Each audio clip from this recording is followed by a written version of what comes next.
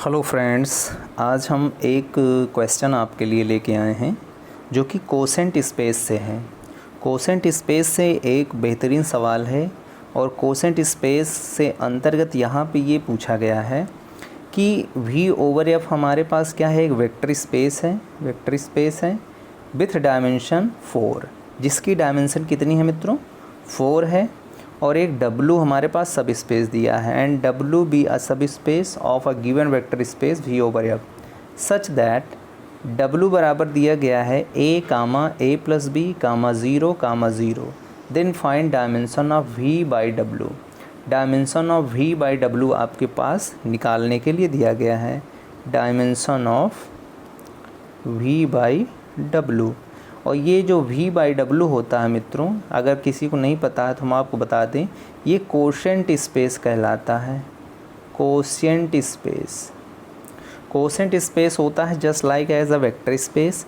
अब इसकी डायमेंशन आपसे पूछी गई है तो इसकी डायमेंशन की गणना कैसे करेंगे या इसका इवैल्यूएशन किस तरीके से करेंगे, आइए देखते हैं। इसमें एक बेसिकली आपको फार्मूले के इस्तेमाल किया जाता है जो कि एक बेसिकली हम लोगों का थियरम्स है और थियरम्स हमारे एक टूल्स की तरह काम करता है। तो सबसे पहले उस थियरम के स्टेटमेंट को समझेंगे और उसी के बिहाफ पे हम क्या करेंगे, कोसेंट स्पेस यानी V बाई W की हम क्या निकालेंगे, डायमेंशन की परिकल्पना करेंगे या डायमेंशन को परिकलन करेंगे। ठीक है, तो आइए देखते हैं हम लोग। तो यहाँ पे आपके पास गिवन है, जैसा कि आप देख पाए होंगे कि डायमेंशन ऑफ V कितना दिया है, 4 दिया है, और W हमारे पास दिया है A प्लस B 0 0। अब आपको दिमाग में ये होना चाहिए कि W की डायमेंशन जब तक नहीं निकलेगी तब तक हम V बाई W की डायमेंशन नहीं निकाल सकते। क्यों नहीं निकाल सकते, पहले आइए आगे इस चीज़ को समझते हैं। अब जैसे कि कोसेंट स्पेस जो होता है V बाई W, थोड़ा सा हम आपको कोसेंट स्पेस के बारे में बता देते हैं। V बाई W जो होता है इसको हम डिफ़ाइन करते हैं स्मॉल v प्लस W, यानी आपका जो सब स्पेस है for all V belongs to V होता है।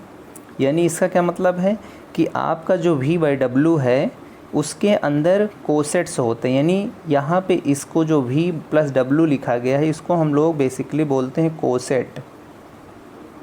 कोसेट बोलते हैं।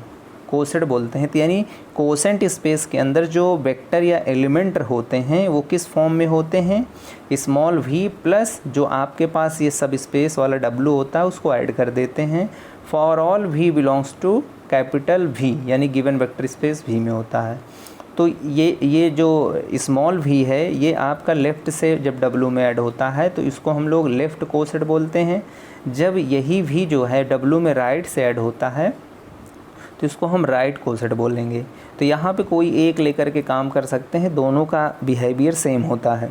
तो कोसेट होते हैं और हमारे पास एक थ्योरम्स होता है। थ्योरम ये है कि अगर डायमेंशन ऑफ V बराबर, यानी आपकी वेक्टर स्पेस की डायमेंशन n है और डायमेंशन ऑफ W अगर आपके पास स्मॉल m है, देन फिर आपकी जो डायमेंशन होती है कोसेंट स्पेस की V बाई W, ये होता है मित्रों dimension of V minus dimension of W। तो ये फार्मूला हम अगर इस्तेमाल कर देंगे तो हमारा डायमेंशन कोसेंट स्पेस का निकल आएगा। लेकिन अब डायमेंशन V को तो दिया गया है, डायमेंशन V कितना है, 4 है। अब डायमेंशन ऑफ W आपको फाइंड आउट करना पड़ेगा। तो dimension of W find out करने के लिए हमको क्या करना पड़ेगा, आइए आगे देखते हैं। अब जैसा कि आपके पास W ये दिया गया है, अब W को आपको देखना है कि ये किस टाइप का स्पेस दिख रहा है, A प्लस B 0 0। अब इसको अगर आप देखें तो A और B जो है रियल नंबर से होंगे, ठीक है, ये आपके फील्ड से हो जाएंगे स्केलर।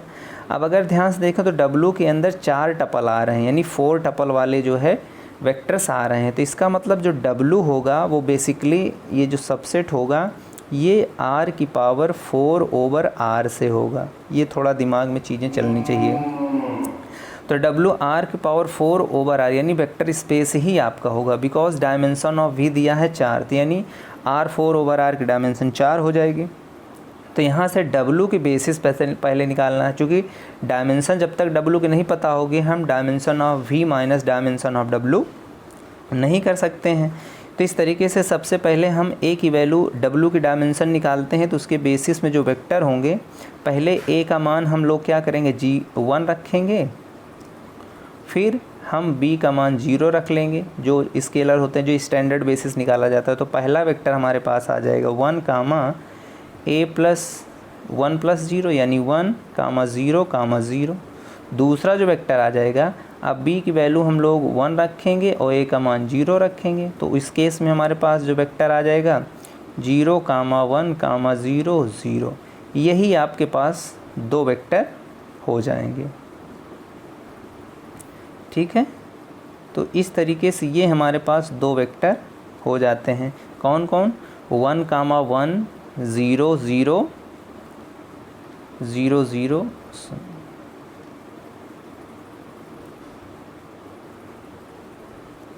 और दूसरा है 1 कामा 0 0 0, यानी ये चार डायमेंशन का जो बेसिस का वेक्टर है, तो ये W का बेसिस हो जाएगा, ये आपका W का बेसिस हो जाएगा, जो हो जाएगा बेसिस ऑफ W हो जाएगा। तो अब बेसिस W के बेसिस में कितने वेक्टर नज़र आ रहे हैं? एग्जैक्टली 2। तो यानी W का जो डायमेंशन होगा मित्रों वो कितना हो जाएगा, यानी यहाँ से हो जाएगा डायमेंशन ऑफ W एग्जैक्टली 2, और हमारे पास दिया है डायमेंशन ऑफ V कितना दिया है 4। तो इस तरीके से डायमेंशन ऑफ कोसेंट स्पेस कितना हो जाएगा V बाई W, ये हो जाएगा dimension of V minus dimension of W, अर्थात 4 माइनस 2, कितना आंसर आ जाएगा 2। तो इस तरीके से कोसेंट स्पेस की जो डायमेंशन होगी वो एग्जैक्टली कितनी होगी मित्रों? 2 होगा। तो इस तरीके से हम कोसेंट स्पेस का डायमेंशन निकाल सकते हैं। पहले आपको दिए गए वेक्टर स्पेस की डायमेंशन पता होनी चाहिए, फिर आपको सेकंड क्या पता होना चाहिए, जो सब स्पेस आपके पास दिया गया है जिसके थ्रू हम कोसेंट स्पेस डिफ़ाइन किए हैं उसकी डायमेंशन आपको निकालना पड़ेगा, और उसको निकालने के बाद वेक्टर स्पेस की डायमेंशन से घटा देंगे तो हमारा फाइनल कोसेंट स्पेस की डायमेंशन फाइंड हो जाएगा। और इस तरीके की वीडियो के लिए आप इस वीडियो को शेयर कर सकते हैं अपने मित्रों के साथ, और चैनल के साथ जुड़े रहिए, और अगर नए हो तो चैनल को सब्सक्राइब करके बेल आइकन को प्रेस कर लिए। फिर मिलते हैं नए वीडियो के साथ, तब तक मित्रों जय हिंद।